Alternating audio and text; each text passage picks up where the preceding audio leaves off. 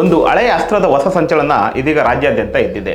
ಕರ್ನಾಟಕ ರಾಜಕೀಯ ಇತಿಹಾಸದಲ್ಲೇ ಜಾತಿ ಗಣತಿ ಎಂಬ ಪದ ಸದಾ ವಿವಾದದ ಕೇಂದ್ರ ಬಿಂದು. ಆದರೆ ಇದೀಗ ಮುಖ್ಯಮಂತ್ರಿ ಸಿದ್ದರಾಮಯ್ಯ ಅವರ ರಾಜಕೀಯ ಭವಿಷ್ಯ ದೆಹಲಿಯ ಕಗ್ಗಟ್ಟಿನಲ್ಲಿ ಸಿಲುಕಿರುವಾಗಲೇ ಹಿಂದುಳಿದ ವರ್ಗಗಳ ಆಯೋಗದ ಸಭೆ ನಡೆದಿರುವುದು ರಾಜ್ಯ ರಾಜಕಾರಣದಲ್ಲಿ ಹೊಸ ಸಂಚಲನ ಮೂಡಿಸಿದೆ.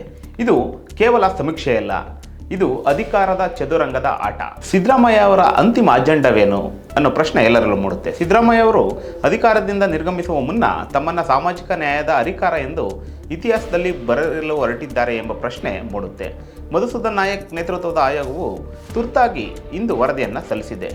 ಸಿದ್ದರಾಮಯ್ಯ ಅವರ ಮುಂದಿನ ರಾಜಕೀಯ ತಂತ್ರದ ಮುನ್ಸೂಚನೆನ ಇದು ಅನ್ನೋ ಪ್ರಶ್ನೆ ಎಲ್ಲರಲ್ಲೂ ಇದೆ. ಈ ವರದಿ ಸಾರ್ವಜನಿಕವಾದರೆ ಅದು ಮುಂದಿನ ಆಡಳಿತಕ್ಕೆ ಒಂದು ದೊಡ್ಡ ಅಜೆಂಡವನ್ನು ನಿಗದಿಪಡಿಸೋದ್ರಲ್ಲಿ ಸಂಶಯನೇ ಇಲ್ಲ. Confidential document. Unless government looks it up and deliberates on that, nobody can share whatever information is there. Cabinet ಮುಂದೆ ಹೋಗಬೇಕಾಗ್ತದೆ. ಸರ್ಕಾರದವರು ಆದಷ್ಟು ಬೇಗ ಕ್ಯಾಬಿನೆಟ್ ಮುಂದೆ ತಂದು ಮುಂದುವರಿಸ್ತಾರೆ ಅಂತ ಆಶೆ.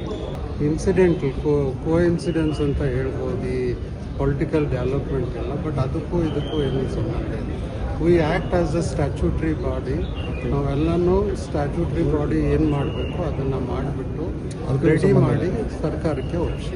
ಅಹಿಂದ ಕನಸಿನ ಆದಿ ಮತ್ತು ವಿಘ್ನಗಳು 2013ರಲ್ಲಿ ಅಹಿಂದ ಮತ ಬ್ಯಾಂಕ್ ಮೇಲೆ ಅಧಿಕಾರಕ್ಕೆ ಬಂದಂಥ ಸಿದ್ದರಾಮಯ್ಯ ಅವರಿಗೆ ಈ ಜಾತಿ ಗಣತಿ ಒಂದು ಕನಸಾಗಿತ್ತು. 2015ರಲ್ಲಿ ಎಚ್ ಕಾಂತರಾಜು ನೇತೃತ್ವದಲ್ಲಿ ಆರಂಭವಾದಂತಹ ಈ ಸಮೀಕ್ಷೆ ದೇಶದಲ್ಲೇ ಅತಿ ದೊಡ್ಡ ಡಿಜಿಟಲ್ ಪ್ರಯತ್ನವಾಗಿತ್ತು. ಆದರೆ ರಾಜಕೀಯ ಧ್ರುವೀಕರಣದ ಭೀತಿಯಿಂದ ಅಂದು ಅದು ಫೈಲ್ನಲ್ಲೇ ಉಳಿಯಿತು. ಇಂದಿಗೂ ಸವಾಲು ಒಂದೇ.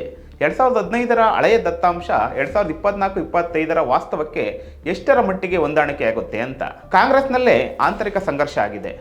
ಈ ವರದಿಯ ವಿರೋಧಿಗಳು ಹೊರಗಿಲ್ಲ, ಸ್ವತಃ ಕಾಂಗ್ರೆಸ್ ಪಕ್ಷದ ಒಳಗೆ ಇದ್ದಾರೆ. ಡಿ.ಕೆ. ಶಿವಕುಮಾರ್ ಅವರ ನಿಲುವು ಕೂಡ ಈ ವರದಿಯ ಜಾರಿಗೆ ಅತಿ ದೊಡ್ಡ ಅಡ್ಡಿಯಾಗಿದೆ. ಡಿ.ಕೆ. ಶಿವಕುಮಾರ್ ಅವರ ಆತಂಕ ಏನು? ಹಳೆಯ ದತ್ತಾಂಶದ ಆಧಾರದಲ್ಲಿ ನಿರ್ಧಾರ ಕೈಗೊಳ್ಳುವುದು ಅಪಾಯಕಾರಿ. ಒಕ್ಕಲಿಗ ಮತ್ತು ಲಿಂಗಾಯತ ಮುಖಂಡರ ಅಸಮಾಧಾನ ಕೂಡ ಈ ಒಂದು ವರದಿಗೆ ಇರತಕ್ಕಂಥದ್ದು. ತಮ್ಮ ಸಮುದಾಯದ ಜನಸಂಖ್ಯೆಯನ್ನ ಕಡಿಮೆ ತೋರಿಸುವ ಮೂಲಕ ಹಕ್ಕನ್ನು ಕಸಿದುಕೊಳ್ಳುವ ಪ್ರಯತ್ನ ನಡೆಯುತ್ತಿದೆ ಎಂಬುದು ಅವರ ಆರೋಪ. ಇದು ಸಿದ್ದರಾಮಯ್ಯ ಅವರ ಸಾಮಾಜಿಕ ನ್ಯಾಯ ಮತ್ತು ಡಿ.ಕೆ. ಶಿವಕುಮಾರ್ ಅವರ ಸರ್ವವ್ಯಾಪಿ ನಾಯಕತ್ವದ ನಡುವಿನ ಸಂಘರ್ಷವಲ್ಲದೆ ಮತ್ತೇನೂ ಅಲ್ಲ. ಮುಖ್ಯಮಂತ್ರಿ ಬದಲಾದರೆ ವರದಿಯ ಭವಿಷ್ಯ ಏನಾಗುತ್ತೆ ಅನ್ನೋದು ಎಲ್ಲರ ಪ್ರಶ್ನೆ. ಒಂದು ವೇಳೆ ಸಿಎಂ ಸಿದ್ದರಾಮಯ್ಯ ಅವರು ಹುದ್ದೆಯಿಂದ ಕೆಳಗಿಳಿದ್ರೆ ಈ ಜಾತಿ ಗಣತಿಯ ಭವಿಷ್ಯ ಏನು ಅನ್ನತಕ್ಕಂಥದ್ದು 3 ಸಾಧ್ಯತೆಗಳಿದ್ದಾವೆ. ಒಂದು, ಅವೈಜ್ಞಾನಿಕ ಅಂತ ತಳ್ಳಾಕ್ಬೋದು. ನೂತನ ನಾಯಕರಾಗಿ ಡಿ.ಕೆ. ಶಿವಕುಮಾರ್ ಅವರನ್ನ ಆಯ್ಕೆ ಮಾಡಿದ್ರೆ ಇದನ್ನು ತಿರಸ್ಕರಿಸಿ ಹೊಸದಾಗಿ ಸಮೀಕ್ಷೆಗೆ ಆದೇಶ ಮಾಡ್ಬೋದು.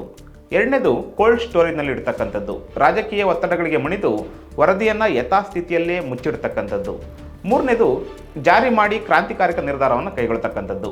ಒಳ ಮೀಸಲಾತಿಯಂತಹ ಬದಲಾವಣೆಗಳಿಗೆ ನಾಂದಿ ಆಡಿರತಕ್ಕಂಥದ್ದು. ಆದರೆ ಇದಕ್ಕೆ ಆಂತರಿಕ ಬಂಡಾಯದ ಭೀತಿ ಕೂಡ ಹೆಚ್ಚಾಗಿದೆ. ಅಂಕಿ ಅಂಶಗಳಾಚೆಗಿನ ನಾವು ರಾಜಕೀಯ ಮಾತಾಡೋದಾದ್ರೆ ಸಿದ್ದರಾಮಯ್ಯ ಅವರು 2 ಅವಧಿಯಲ್ಲೂ ಈ ವರದಿಯನ್ನು ತಾರ್ಕಿಕ ಅಂತ್ಯಕ್ಕೆ ಕೊಂಡೊಯ್ಯಲು ವಿಫಲರಾಗಿದ್ದಾರೆ ಅಂತಕ್ಕಂಥದ್ದು ಕಟು ಸತ್ಯ.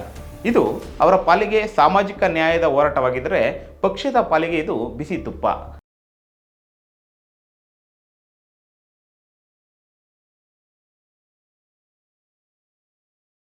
ಹೆಚ್ಚಿನ ಸುದ್ದಿ ಅಪ್ಡೇಟ್ಗೆ ಈಗಲೇ the federal Karnataka YouTube page ಅನ್ನು ಸಬ್ಸ್ಕ್ರೈಬ್ ಮಾಡಿ.